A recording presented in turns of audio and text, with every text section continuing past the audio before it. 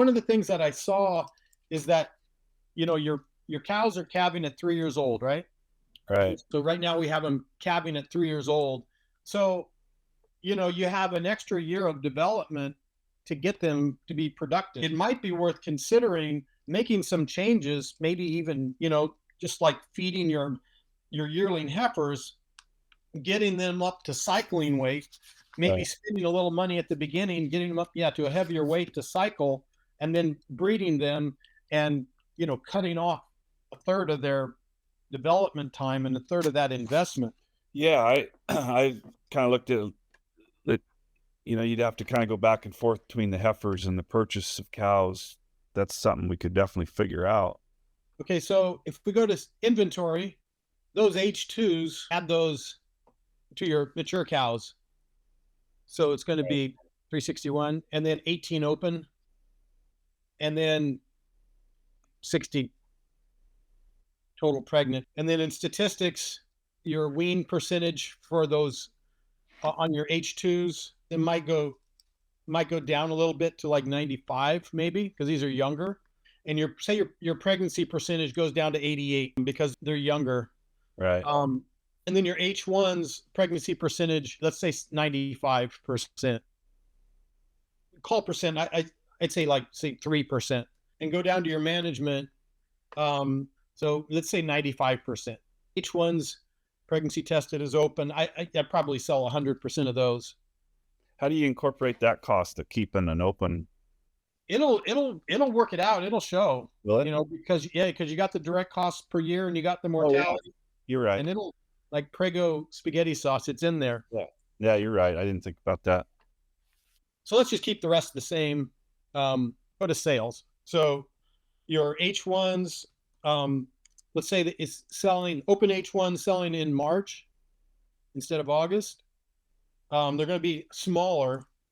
Let's say maybe they're 850, Right. something like that. And what do you think a price? 220. Okay, so it's like 220. And then the cull H1s, those are going to be sold like November, December. You come to breed and you say, I think we said like 3%. For whatever reason, they didn't look as good as you thought. So let's say November, and they're going to be lighter too. So they're going to be, say 800 pounds. And again, probably, 220 or 225 or something. Mm-hmm. So in your direct cost for H1s right now, it's at 300. But see, those H1s are going to be different. They're only going to be around for, like 6 months from the time of weaning until getting bred. So it's going to be part of the year, but we're going to increase their feed. Let's say we give them $100 a piece to increase feed, get them to gain and breed back better. Right. But maybe their direct cost is more like those HOs. So let's say 290. And then grazing, H1s is going to say be 875. Go ahead and save that. And then go to inventory appraisal for your H1s. They're going to be maybe a little cheaper because let's put them at 1,400, just like the HOs.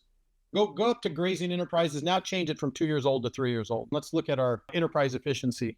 So I just wrote it down. It was $50.70, and it went up to $58.60. So it's about a $7 per grazing unit month. We're using over 10,000 grazing units.